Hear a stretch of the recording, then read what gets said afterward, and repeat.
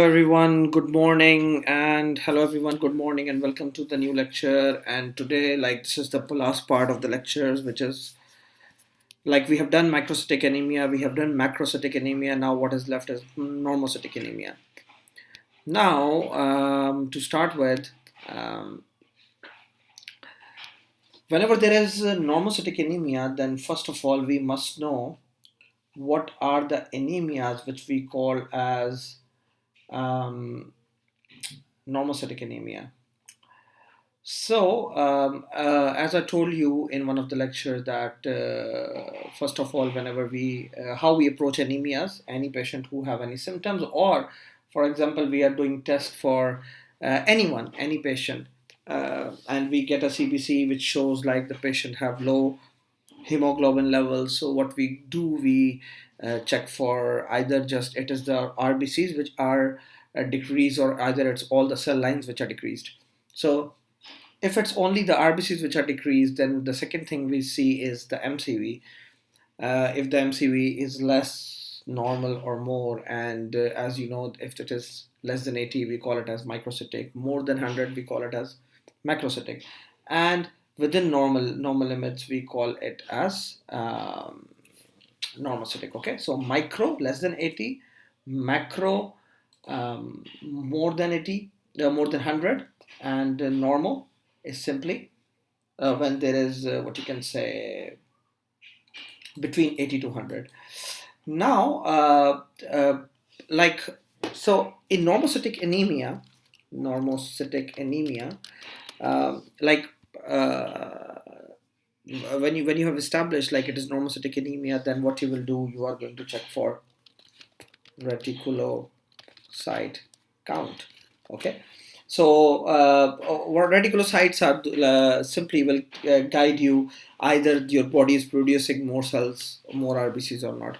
For example, if the reticulocyte count is increase, okay, then of course like it means like there is the turnover is there, we are losing blood, but of course your body is also making blood. But if the reticulocyte count is low, what it means simply that there is decreased production of the cells. Okay, so now the important thing to understand here is what you will do. For example, when you found that someone have high reticulocytes count, okay, in the body, in the blood, which shows like the body is producing more and more RBCs, right? Guys, there can be just two causes for this thing. One is called as hemolysis. Okay, we are going to discuss this one. The second can be bleeding. Okay, so there is a difference between these two, of course. Like hemolysis, when the RBCs are destroyed in the body, okay, and bleeding is like when someone is losing the blood outside from the body. Okay, so hemolysis, when we will discuss hemolysis, I will tell you that there are two main kinds, like one is inherited and one is acquired, uh, which again like can be classified into different conditions. By the way, one very good thing about this thing is what we had discussed these things in pediatrics, so when of course, as we have discussed these things in pediatrics, so for sure it will be a kind of revision, as well as you can say getting some more information about the conditions. Okay, so bleeding or hemolysis, and the other condition is simply like when the reticulocyte count is low. Okay, when the reticulocyte count is low reticulocyte count. So it means what, yeah, the turnover is not there, the body is not producing all kind of what you can say no new RBCs. Okay, and then there can be two conditions in this one as well. One in which like all the other cell lines are decreased, pancytopenia. Okay, one of the example is aplastic anemia. In parvovirus B19 infection in pediatrics, this is one of the complication or the side effect, you can say. And non-pancytopenic, simply like in which like just uh, or cytopenic or non-pancytopenia. Simply in this one, just the RBCs are there which are affected, not all the cell lines. Okay, So this is so guys, the classification of this anemia is so easy. See, MCV less than 6, or so less than 80, I'm sorry, MCV less than 80, microcytic. Remember tails, okay? Uh, but arrange that in this manner, iron deficiency anemia, then there is thalassemia, then there is sideroblastic, then there is lead poisoning, then there is anemia of chronic cause. And MCV more than 100, macrocytic. Arrange it in this way: megaloblastic as well as non-megaloblastic. So megaloblastic causes are simple, as I told you. What's the reason behind that is melancholic or melancholy CoA enzyme and all this stuff. Okay, so vitamin B12, folate deficiency, and drugs like methotrexate gives megaloblastic changes. Non-megaloblastic changes, there are many: alcohol, liver diseases, hypothyroidism, and all this stuff. And the third one is normocytic anemia, which we are going to discuss today. And this is the simple classification of megaloblastic anemia. So between 80 to 100 femtoliter, you can say, like, this is the way how we classify them, okay, according to the MCV. So like, this is how we approach the anemias. And if you will go through this approach, like, for sure, whenever anyone will bring any blood test to you, of course, like, you can at least catch, or you can at least tell, like, what should be the next investigation in that patient, okay. What next investigation you will be choosing for to identify what is the cause of anemia. For example, if you're diagnosing with someone with microcytic anemia, that's not enough anyways. Like, for sure, you have to look, either it's iron deficiency anemia, either it's thalassemia, or what kind of anemia that one is, okay. So now, to start with, of course, like, the first thing which we're going to cover is, we can go in this way, talking about hemolysis, what is the causes of hemolysis. Then we will talk bleeding. Of course, there is no need to go for bleeding, rather there could be number of the reasons which can cause bleeding. For example, someone can lose the blood from GIT, which is Peter Alexander of NBC News was asking a very legitimate question about the issue. I'm sorry. So, like, the bleeding, for example, GIT bleeding, which is a very common way or common thing, in developed world. For example, the people or the old people who have um, carcinoma, okay, or neoplasms in their GIT, they keep on losing blood over the period of time, and what happens is simply they can present with anemia. So bleeding, of course, like, like, anyone can have bleeding, anyone can lose blood from different, you can say, sources, okay. So, of course, like, we are not going to discuss bleeding, of course, in this case, okay. So bleeding can be from anywhere. It could be from GIT, it could be from genitourinary tract, or it could be, for example, a hemorrhage, okay. Hemorrhage. So hemorrhage can be there, okay. So, of course, any of the cause can be there. So we can do this way, that we can go and, first of all, we will discuss hemolysis, and then we will go and discuss pancytopenia, and then we will go and discuss non-pancytopenic anemia, okay. By the way, non-pancytopenic, I have already discussed this thing when I was teaching you anemia of chronic disease in my previous lecture. I told you anemia of chronic disease is basically normocytic most of the time, until and unless it is very, very, very severe, of course. Then in that case, it becomes, you can say, microcytic type of anemia, okay. So, like, anemia of chronic disease we have already done, okay. So non-pancytopenic is basically the same causes, which are basically the causes of anemia of chronic disease.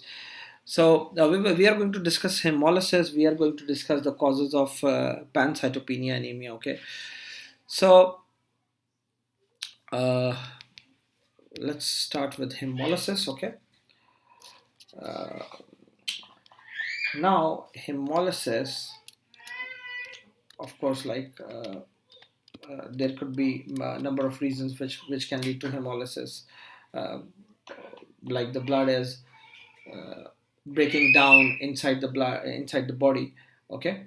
So hemolytic anemias or hemolysis, okay, hemolysis is also called as lytic anemia. Okay,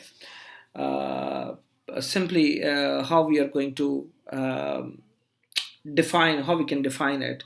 It's basically you can say destruction of the circulating RBCs. Okay, and of course, like all the RBCs have some lifespan of around 120 days. For example, if someone have decreased lifespan of RBCs due to any condition, less than you can say 100 days, especially, then of course there will be more destruction and the patients can present with anemia. So simply in hemolytic anemia, what's going on? Hemolysis. The RBCs are breaking down either at more rate, okay, at more rate, okay. It can be either due to any autoimmune condition. It can be either due to shortening of the you can say the lifespan of RBCs, okay. Uh, Guys, hemolytic anemia is not so common cause. Basically, uh, less than 5%, you can say, of anemias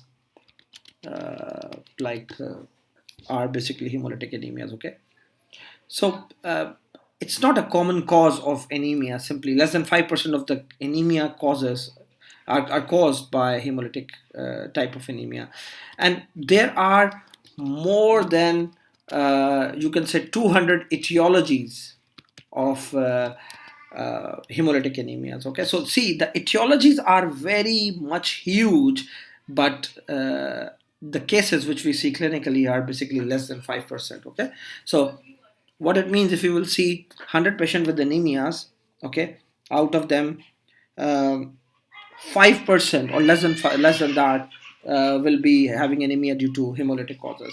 So now hemolysis can occur due to two main reasons. Okay, or you can simply say how we can classify hemolytic anemias. So it is classification of hemolytic anemias. Okay, as I told you before, um, it could be uh, it could be hereditary causes. Okay, it could be acquired causes. Okay, of course, hereditary means like someone have some defective type of gene or something like this. Okay, so again, like I'm sure, like we had done this topic in pediatrics. Okay, in pediatrics, like I told you guys, whenever it is hereditary, there could be abnormal membrane, there could be abnormal enzyme, okay, or there could be abnormal um, hemoglobin synthesis. Okay, what is the example of abnormal membrane causes of this one? For example, there is a condition in which like the membrane of all the RBCs are abnormal, and RBCs are basically biconcave in shape. But in these cases, what happens is like the RBC shape is like spheres, so that is called as spherocytosis. Okay, so in this one, like the RBCs are ball shape, and they survive less because biconcave shape, it can pass easily through capillaries, and they can uh, you can say withhold a lot of pressure. Okay, because of their shape, they can squeeze themselves through the small areas from small vessels. But when like the RBCs are like sphere shaped or ball shaped, they cannot withstand like that kind of stress. Okay, elliptocytosis, in which the RBCs are simply the shape of ellipse. Okay, so that's why it is called as elliptocytosis. So this thing, second one is abnormal enzymes. Now, as I told you, more than 200 etiologies are there. So of course, like there's a lot of enzyme problems. What you can say, which can cause abnormal RBCs. There's a lot of causes of abnormal membranes, but okay, I'm just giving you example of two. We cannot memorize everything. Pyruvate kinase deficiency. Again, I'm giving you this example because in biochemistry, this one is explained in a very good way. What is pyruvate kinase deficiency, or for example, G6PD, G6 G6PD deficiency. Okay, simply now but these two examples, like because we have already covered them in biochemistry, so that's why I'm giving you these examples, easy to understand. Okay, and more commonly occurring, you could say. Okay, so like these are the example. What is G6PD? Like if like any one of you don't know, it is glucose 6 phosphate dehydrogenase deficiency, right? These two are what you can say are the one. Okay, and whenever it is what you can say the hemoglobin synthesis uh, abnormality, then again guys, the most common example is thalassemias. Okay, thalassemias, of course, like in this one the hemoglobin are not forming well, and there are different type of hemoglobinopathies, guys, which can lead to abnormal hemoglobin production, for example sickle cell disease and many others. Okay, we have also done that sickle cell disease in pediatrics. So the good thing, like we have done a lot of things in pediatrics. So these are the causes, you can say, of which are acquired hereditary and which can lead to what you can say hemolytic anemia. If I will talk about the acquired causes, again, like in acquired causes, like there can be different things which can cause anemia. So acquired causes can be immune causes. Okay, immune mediated can be non-immune mediated. Okay, so it could be immune mediated or it could be non-immune mediated. Okay, so uh, again, like as you know, uh, immune mediated, like of course, like there is a role of immunity, for example autoimmune conditions. Okay, autoimmune conditions can give these kind of conditions. So autoimmune conditions, like whenever the anemia is due to autoimmune conditions, we classify them as warm versus cold. I will discuss that in a while. And the other type of immune causes could be alloimmune. Okay, now what is alloimmune? um, for example, one of the thing which we have studied in pediatrics is called as hemolytic disease of the newborn. What happens in that one? uh, the mother have a different blood group and the baby have the different blood group. So what happens is basically antigens are formed. Okay, so simply it's not an autoimmune type of condition, rather because of the blood group mismatch, what happens is uh, the body start making antibodies against the other blood group. For example, if your blood group is B and someone will infuse you with blood group A, what will happen? Like your uh, body will start making autoantibodies against blood group A, and it will start destroying. So that is an example of alloimmune. But if the body is producing some sort of antibodies, we call it as autoimmune. When the body is forming like against some foreign thing, of course, like that is called as alloimmune.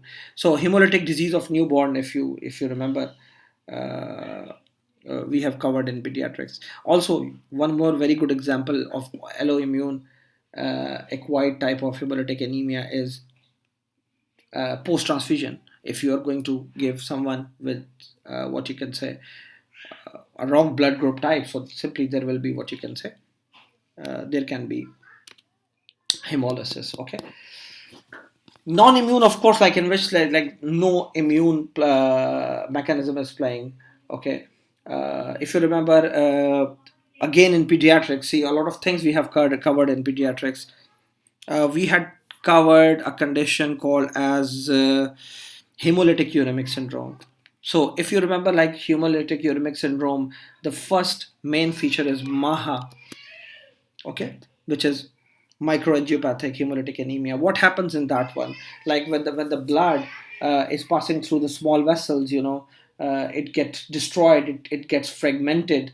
Okay, so of course there is no immunity in that one, but that can lead to hemolysis or a non-immune type of acquired cause of hemolytic anemia, you can say.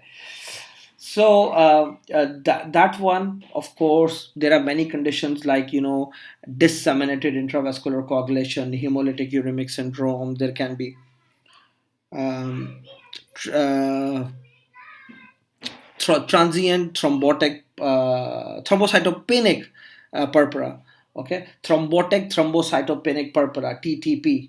Thrombotic thrombocytopenic purpura can lead to that one. Okay. One more thing, like which is not so common, very, very, very few people, they have something called as paroxysmal nocturnal hemoglobinuria. What happened? These are some of the people, like white cause, of course. Like in the morning, you can say they have more and more hemoglobin in their urine because during the night they have increased breakdown of the cells in the body. Okay, that is called as PNH, or paroxysmal nocturnal hemoglobinuria. Okay, for example, hypersplenism, in which like the spleen is destroying more and more uh, RBCs. Okay, so TTP. I give you many examples. HUS, of course, MAHA is a part of HUS. Disseminated intravascular coagulation, as well as paroxysmal nocturnal hemoglobinuria. So there can be many, many, many causes of non-immune type of RBCs destruction. Okay. For yes, one very important thing also. For example, someone have mechanical heart valves. Okay, so what happens when the people they have mechanical heart valves, when the RBCs they hit on the mechanical walls, this basically are broken down. And when the RBCs are broken down, of course what will happen that more and more RBCs, when they will break it down, it can result to anemia. Okay, so like see, as I told you, the etiologies are too much. We are not required to remember all, but what we have to memorize or to understand the most important or the most common one. So simply, whenever there is any hemolytic anemia we are suspecting, we see either it's a acquired cause, we see either it's a congenital cause. So if it's a congenital or hereditary cause, so of course it could be due to abnormal membrane, it could be due to abnormal enzymes, it could be due to abnormal hemoglobin synthesis. So acquired can be simply immune or non-immune. So when we talk about immune, it could be autoimmune, it could be alloimmune.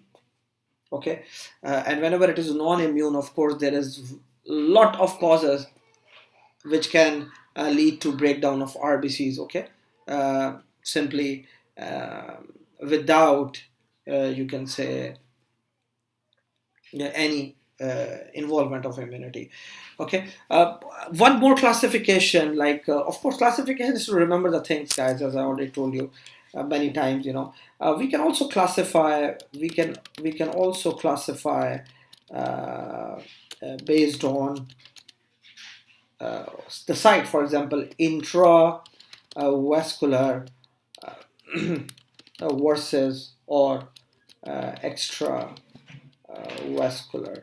Okay, for example, see, again from that MAHA, like microangiopathic hemolytic anemia, if you remember what happens in this one, the RBCs are broken down within the vessels. So MAHA is an example of what? Intravascular hemolytic anemia.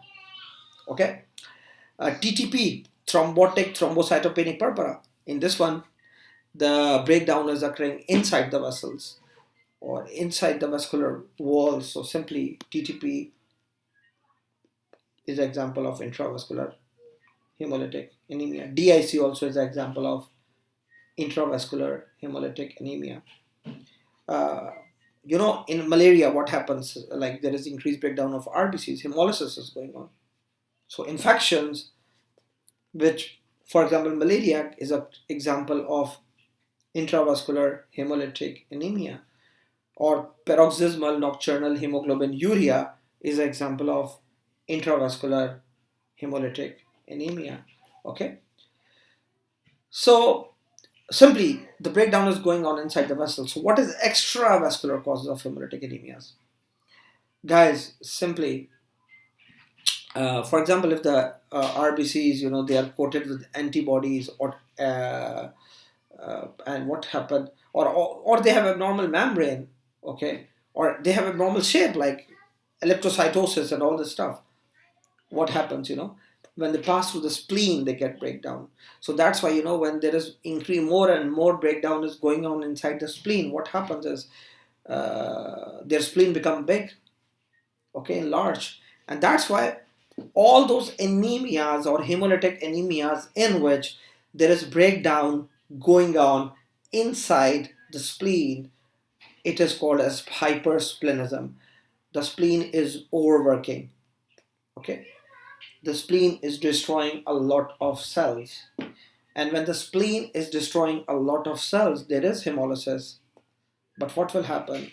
The spleen will become enlarged, and that's why to treat such anemias, what we do, we basically do splenectomy. We remove their spleen. Okay. Again, all those type of anemias in which, for example, due to abnormal membrane, okay, or abnormal shape or abnormal anything, if they are getting destroyed in extravascular areas, not in the vessels, what is going to happen?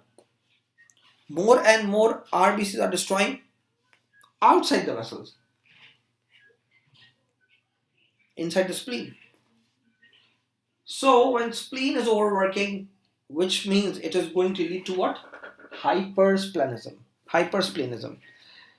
Spleen is going to get enlarged, and that's why how we treat these patients, we remove their spleen. Okay. What is that done for these patients? We remove their spleen. Now, okay, this is the classification for hemolytic anemia. Not so difficult. If you try to understand, like make some concepts, it's not so hard to understand. So, like, I'm winding up all these things, uh, in a very short way, simply you can say. Uh, I discuss a lot on this slide, but basically, we have covered a lot of these things before, right? Okay, what are the clinical features uh, of hemolytic anemias? Okay, guys, see now again, if you will go logically, you are going to make a lot of things, like it is going to make a lot of things easy. Okay, now uh, what happens when the RBCs are broken down? Hemolysis is going on. There is heme part, there is protein parts, globulin part, and all this stuff. One, and what the heme is changed into what? Biliverdin by heme oxygenase enzyme. Okay, and that biliverdin is changed into what? Bilirubin by the enzyme called as biliverdin reductase, and that bilirubin is going to go inside the liver, which is the unconjugated form, is going to be conjugated inside the liver. Okay, I think like this thing is so important. Like from the first day of our medical school, like in physiology, they teach us hemolytic anemias, and they teach us all this cycle. They teach us like how the liver works. They teach us what is conjugation, what is uh, unconjugated bilirubin, what is conjugated bilirubin, and how it is circulated in enteropathic uh, circulation. And then they, again in physiology, they teach us what is jaundice, and what is prehepatic jaundice, what is hepatic jaundice, what is posthepatic jaundice. Okay. Also, in pediatrics, we had covered jaundice. Okay, and we know what are the different type of jaundice in newborn. And if you remember, like how we classify jaundice based on either it's a conjugated jaundice or an unconjugated jaundice, simply clinically, like on the basis of labs, right? Uh, we decide either it's a type of conjugated jaundice, either it's a type of unconjugated jaundice, and all this stuff. So, in simple words, hemoglobin is going to break down into globin part and the heme part. Heme part is going to convert into biliverdin. Uh, uh, Heme oxygenase is the enzyme. It's not so important if you forget that. Uh, and biliverdin is going to change into bilirubin by the enzyme called as biliverdin reductase. So increased breakdown, increase breakdown means what? Increase biliverdin, which means what? Increase bilirubin. Okay, makes sense, right? Increased breakdown means what? Increase bilirubin. When the body have increased bilirubin, guys, what is how the body present with? The patient will present with jaundice. Okay, so easy. So whenever there is hemolytic anemia and the hemolysis is going on such a speed that the body is not going to, you can say, take care of all the bilirubin pressure coming on it, it is called, it will result into jaundice. Okay. Now, simply how the patients will present. If there will be like too much bilirubin, if there will be too much hemoglobin, the patient will present with what? Dark urine. Why dark urine? Because there is bilirubin in urine, there is hemoglobin urea. Okay, makes sense. Okay, not all, but many of the people who have. Okay, guys, I am generally talking about clinical features of hemolytic anemias. For example, this one, this one, this one, this one, this one. Okay, all of them. For example, if there is DIC, there will be other features. We have already done hemolytic uremic syndrome, there will be other features. In TTP, there will be some extra features. In hypersplenism, there will be some extra features. Okay, so remember this thing.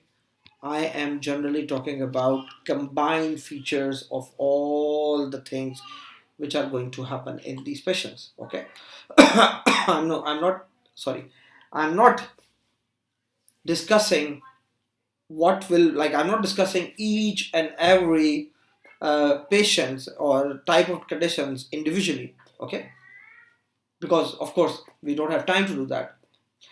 Okay, when this thing is running for a long period of time, it can lead to cholelithiasis. What is that?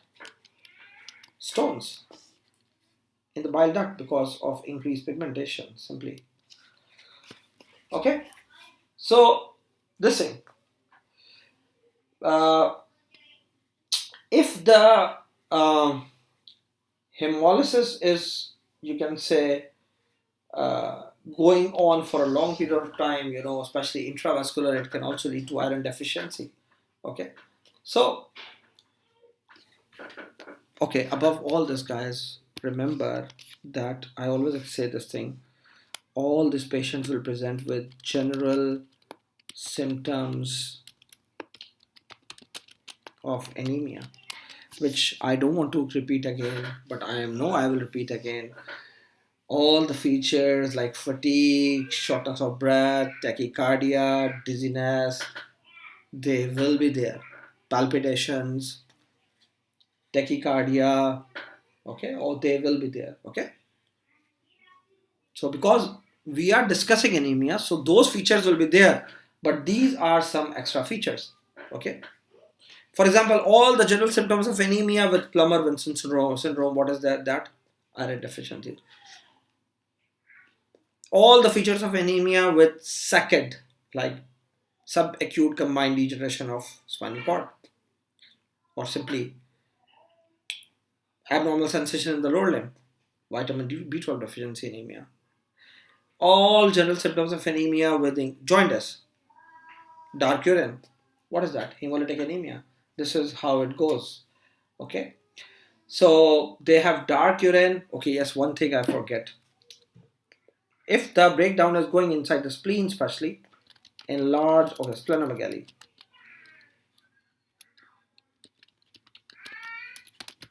Okay. So again, it makes sense. Now, not all the conditions. For example, this G6PD deficiency people, what happens? Like, generally, they are normal people. They don't have anemia. They lead a happy, normal life. But sometimes, in the time of stress, what happens? They may develop anemia. For example, whenever they have infections, whenever they take certain drugs, okay, they can develop anemia due to deficiency in enzyme. And that's why in many of the countries, or not in one, like I think like all countries or all medical system should perform G6PD deficiency test before instituting or starting certain drugs. Okay.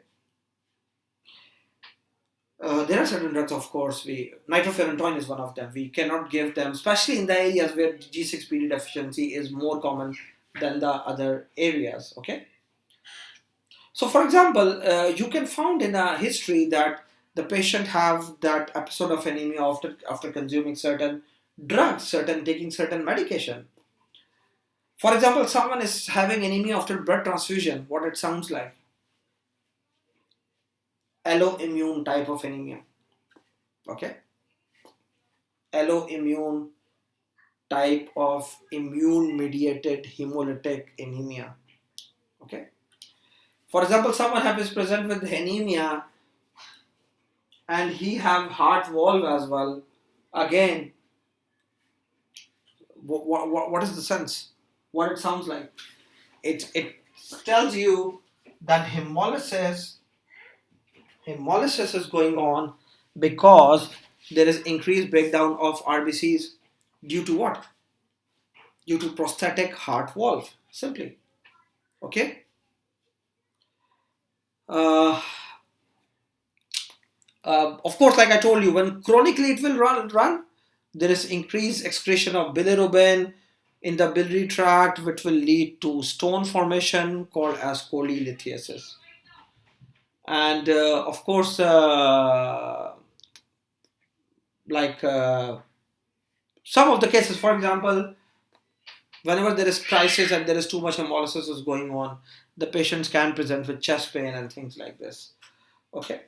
So of course, like when the causes are too much, guys, of course there will be too much silent symptoms. There will be too much investigations. Okay. And of course we cannot have 6, 7, 8 lectures just on this thing.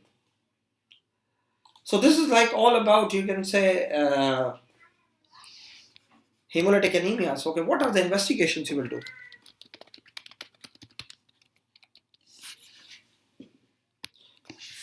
By checking, what you can say, by knowing that someone have what you can say, hemolytic anemia. Okay, and now you have to send the patient for labs. Okay, and when you send the patient for labs, uh, basically, uh, like let's talk in this way. You don't know what is the cause of hemolytic anemia, and you have to do all the labs. Okay, so for sure, what you will do CBC, you will do ESR, you will do CRP to check for infection. Like malaria is the cause, right? CBC will guide you the first thing. Okay. Okay, you can do peripheral film. Like of course it will tell you how the RBCs look like. Okay. Okay. By the way, there is one test called as LDH. Maybe I think, and maybe I never talk about this thing. LDH levels. Okay, what is LDH? It is lactate dehydrogenase. It's not a diagnostic test, rather you can say it's a screening test. Okay, it's a screening test. LDH, like lactate dehydrogenase, as you know, it's an enzyme. It's an enzyme which is found nearly in all living cells. Okay, so basically it do that reaction. It changes lactate to pyruvate. Okay, so simply now I will not go in too much detail of this enzyme. Why? Because it's not important. Okay, because this one have a lot of different subtypes. One type of LDH is present in heart and RBCs. Then one type is present in lungs. One type is present in liver. Things like this. Okay, so why I'm talking about this one over here is simply we can do this test, and if the levels of lactate dehydrogenase is elevated, it indicates that there is some sort of tissue damage. Okay, so if hemolytic anemia is going on, it means there is tissue damage is going on. So that's why we order this test. Okay, LDH. Okay, we can do it in cancers as well, but LDH, because it is very much present, like too much is present in red blood cells. Okay, so it can be used, I told you it's a screening test, not diagnosis. It can be used as a marker of hemolysis. Okay, so uh, this is like one of the tests which you can do. Okay, so I explain you this thing because I think so. Like LDH, like maybe you have read this LDH in relation to myocardial infarction, in which LDH is raised. Because see, it is present in almost every tissue. So when, of course, myocardial infarction will occur, it will be raised. When cancer is going on, it will be raised. When someone have liver disease, it will be raised. So whenever there is tissue damage is going on in the body, it can be raised. So this can be used, you can say, as a screening test. Okay, for what? Hemolytic anemia. One more thing, for example, if we had done one thing called as I don't remember if I talked about that thing before or not, but like there is something called as haptoglobin. Haptoglobin.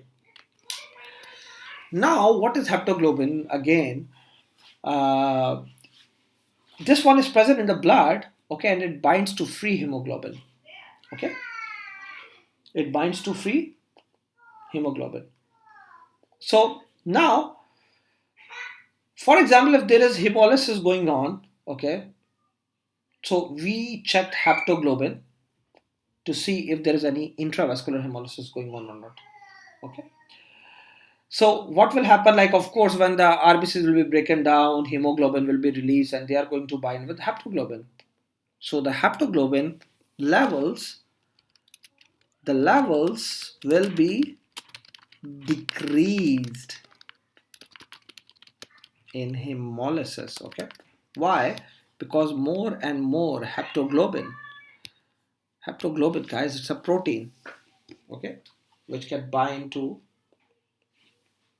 RBCs.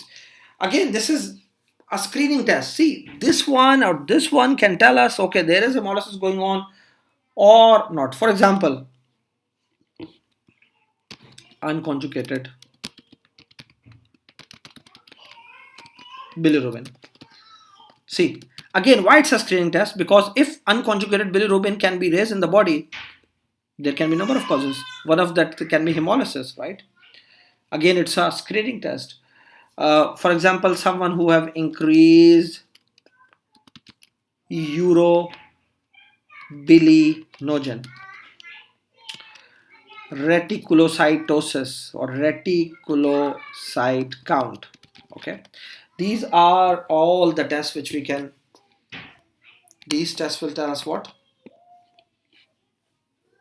Guide us towards either there is hemolysis going on or not. Okay. Once you know hemolysis is going on, you have to find out if it's intravascular or if it's extravascular. Okay. Then of course, like our next thing is like to find out either it's intravascular hemolysis or extravascular hemolysis. So intravascular hemolysis, what are the tests which we can do? There are many. For example, if you will do peripheral film, if it shows that the shape of the RBCs are like schizocytes, okay, it means that there is schizocytosis. Okay, uh, we can check for free HB in blood, which will tell us okay, it's intravascular hemolysis. Okay, we can check for albuminemia. Okay, it means it's intravascular. Okay, if there is too much hemoglobin in the blood, it will start producing appearing in the urine. Hemoglobin urea. Okay, or hemoglobin can be oxidized into hemosiderin. So hemosiderin urea. Okay, so all this test will are test for what to check for intravascular hemolysis. And guys, to the specific test for extravascular hemolysis, to check like what is the causes, or in other words you can say, uh, if you want to see either it's um,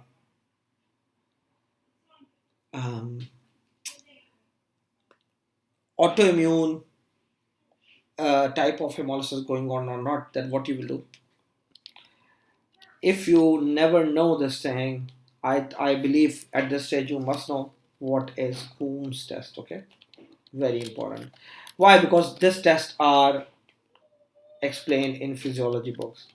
It is also called as direct anti-globulin test. Okay, and the other test is called as indirect Coombs test. Okay, this one is also called as direct Coombs test, by the way. Direct Coombs test. Okay, which is also called as indirect anti-globulin test. Now, if you don't know about these things, guys, go and read about them. Okay, very important. So, what direct Coombs test do is like it detects IgG immunoglobulins or complement on the surface of RBC. Okay, so now simply uh, we do these tests to sort out, you can say, or the indications to do direct Coombs test is in hemolytic disease of newborn, HDNB, or for example, uh, autoimmune hemolytic anemia. Okay, or if there is a transfusion reaction. Okay, the patient who are getting blood transfusion. Indirect antiglobulin test or indirect Coombs test basically detects antibodies in serum that can recognize antigens or RBCs. Okay, so indirect Coombs, see, direct Coombs test basically detects immunoglobulins on the surface of RBCs.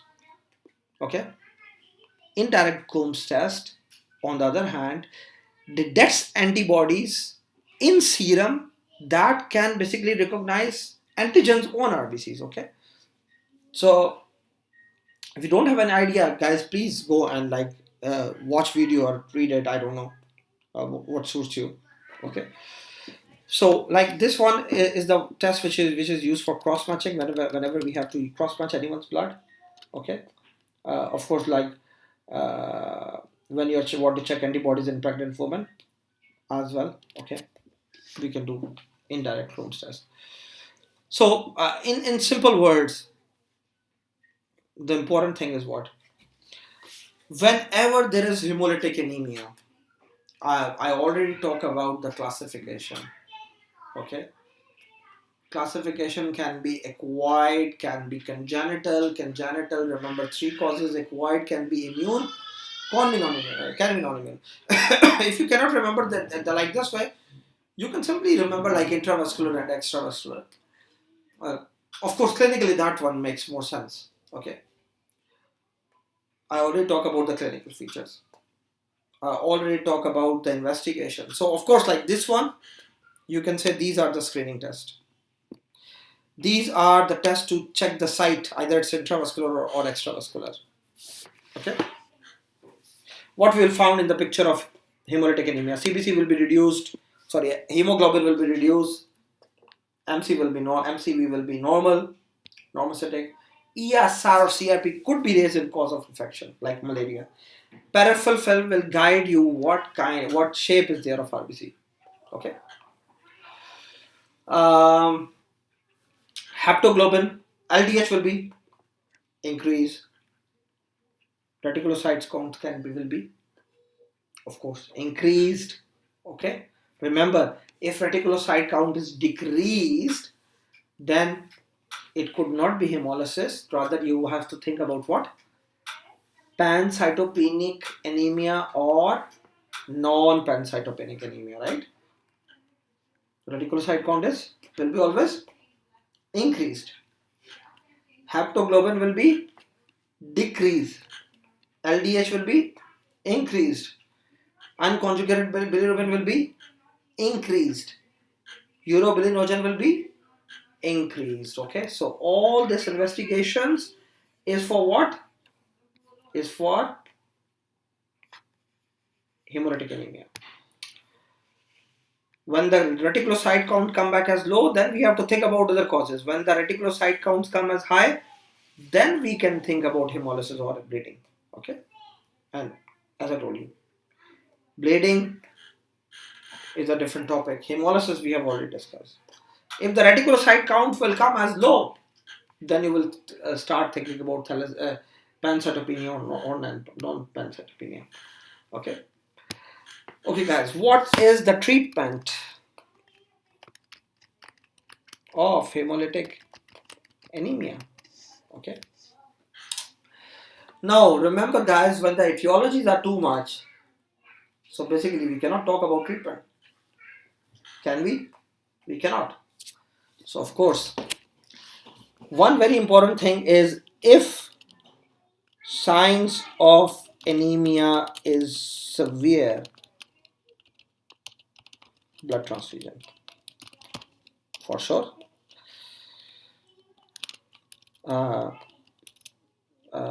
Wait. Treat the underlying cause. Most of the books they just mention this thing because the causes are too much. Okay. So one thing, even of course blood transfusion is a treatment whether it is severe, but remember, guys, a positive Coombs test, in that case we sometimes we cannot choose blood transfusion. Okay. So if it's autoimmune type of anemia, then of course we can suppress the immunity by giving steroids. Okay, make sense? Or if the steroids are not working, then you can give them immunosuppressants. Again, makes sense, right? Okay, what else can be there? Yes, very important thing I forget to mention again. If hemolysis is going on in spleen, of course, splenectomy. Okay, they remove the spleen, like in hereditary spherocytosis. Of course, we had covered all those causes in pediatrics. Okay, Okay. By the way, one thing which I forgot to tell you is, if you remember, like I talk about, uh,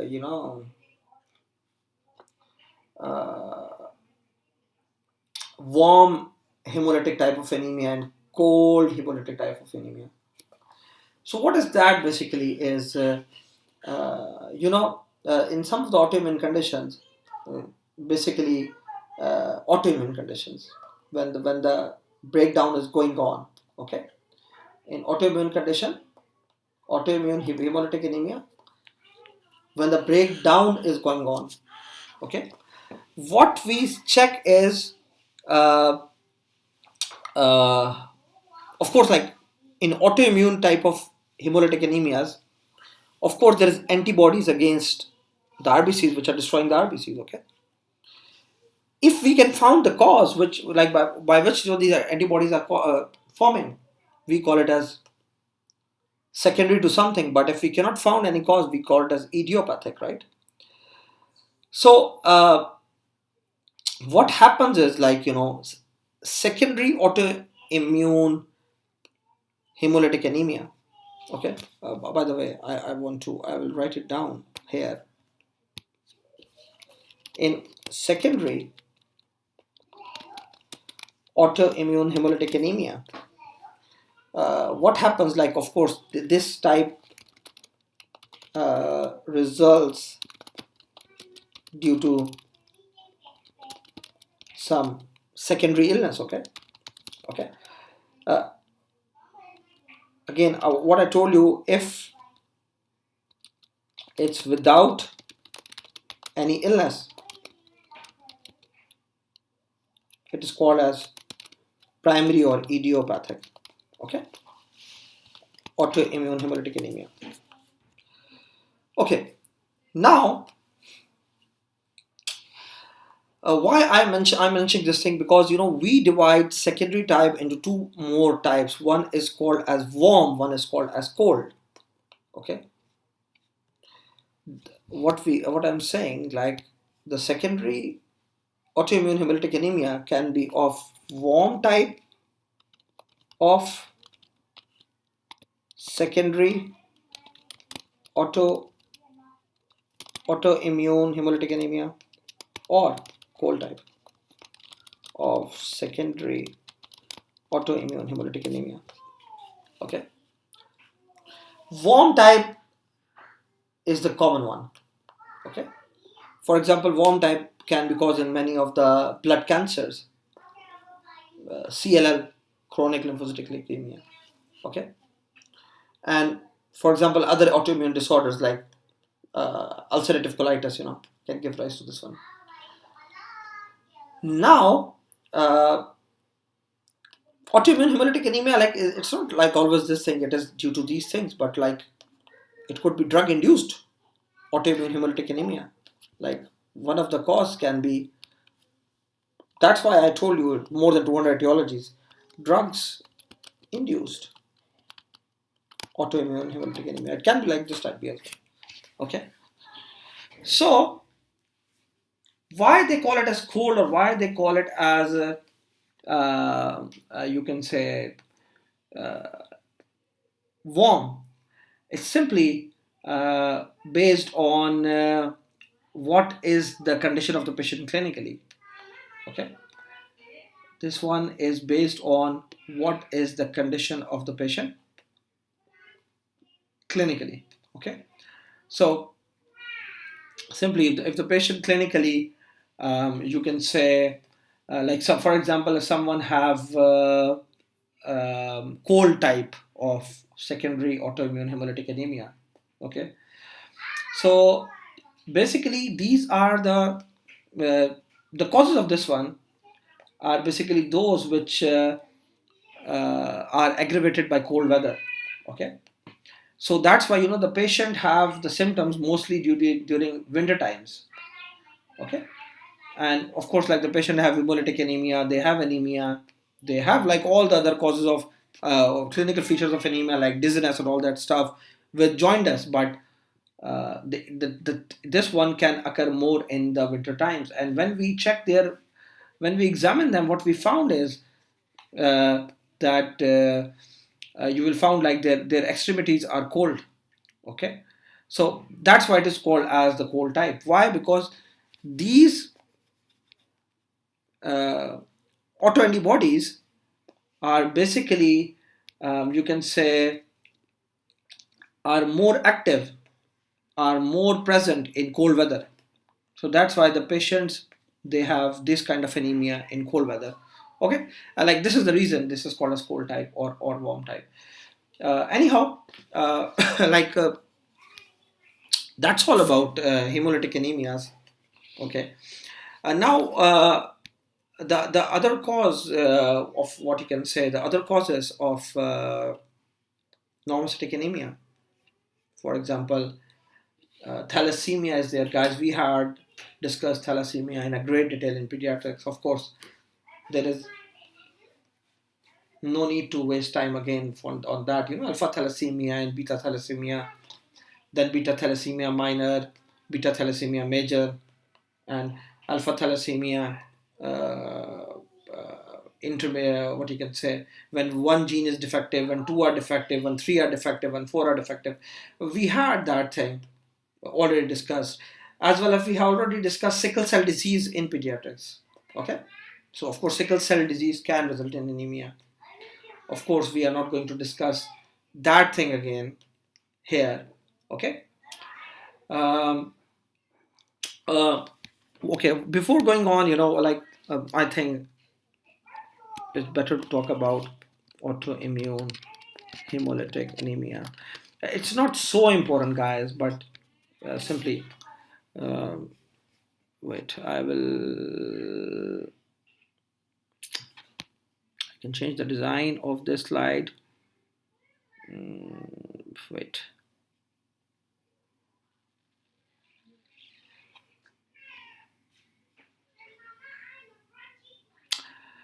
Okay, yes, we can change the design of this one. Okay, so here, by the way, we can write down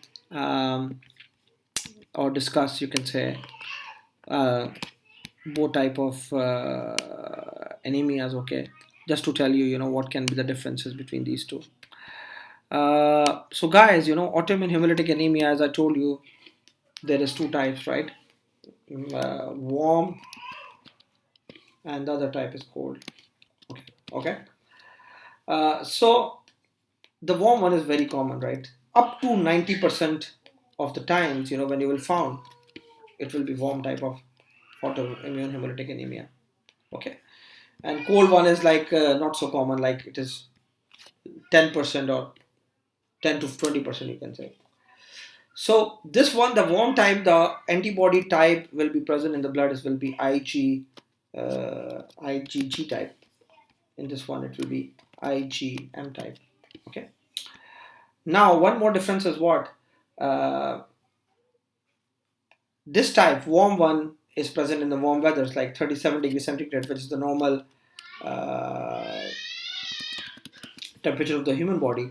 But this one basically is present in, you can say, cold weathers, okay? Or you can say below 37 degrees, okay? When the body temperature is below 37 degrees.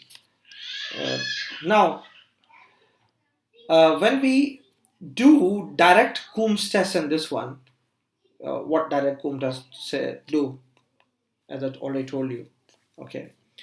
Uh, direct Coombs tests come back as positive for IgG, which is present in this one, okay? And in this one, when we do direct Coombs test, it comes get back positive for um, complements. Again, if you know what is the complement system in the body. Okay, the etiology of this one is idiopathic, the primary one, the most common one. Okay, as well as I told you, it could be secondary to different type of cancers like CLL, uh, chronic lymphocytic leukemia, or SLE. Okay, or it could be due to certain drugs like penicillins. Okay, quinine, methyl dopa, many drugs. Okay, this one, of course, like This one, idiopathic, of course, the one of the most important cause. Both of them, many times we don't know the causes. Or second, it could be due to infections. Okay, due to infections. What kind of infections, guys? Mycoplasma pneumonia. Uh, but by the way, just remember mycoplasma pneumonia. I think uh, that is that is the most important thing you can remember about this one, pneumonia. Okay, because like if, for example, there any MCQ can come, it could be like this one. Okay. uh, okay, in this one, um, the treatment is, of course, treat the underlying cause. Okay. uh, of course, treat the underlying cause. Then we can give them corticosteroids. Because, guys, remember, it's autoimmune, right? Corticosteroids. Or if corticosteroids we cannot give, then immunosuppression. Okay, immunosuppression. Or we the last resort is we can do splenectomy. Okay. uh, this one, whenever it is there, what is the treatment? Again, treat the underlying cause. Okay, underlying cause. Okay, treat the underlying cause, as well as the most important thing is to warm the patient. Okay, because once we warm the patient, of course, like the autoantibodies stop forming. Okay, and then the same things, we can give them rituximab, monoclonal drug. Okay, first line, we can exchange the plasma exchange can be done in these patients. And what you can say, there are other treatments as well, but I think like this thing is enough. Okay, so like that's all about, you can say, especially the hemolytic anemias. Okay, and thalassemia, as you know, we are not going to cover. uh, like, what is microangiopathic hemolytic anemia, what is TTP, thrombotic thrombocytopenic purpura. I think like, okay, yes, one more thing which we can do is, we can, like, I can just explain you the other term. For example, what is hereditary spherocytosis? What happens in this one? uh, there is abnormality of a membrane protein. Okay, which is important to uh, keep the membrane in shape, called a spectrin. Okay, and due to that, uh, this is the most common type of hereditary. This is the most common type of hereditary uh, hemolytic anemia. Okay, I'm saying this is the most common type of hereditary hemolytic anemia, not like all the hemolytic anemias. So, of course, like in these patients, spectrin is defective. What happens? The RBCs are sphere shape, and they cannot get like take the stress.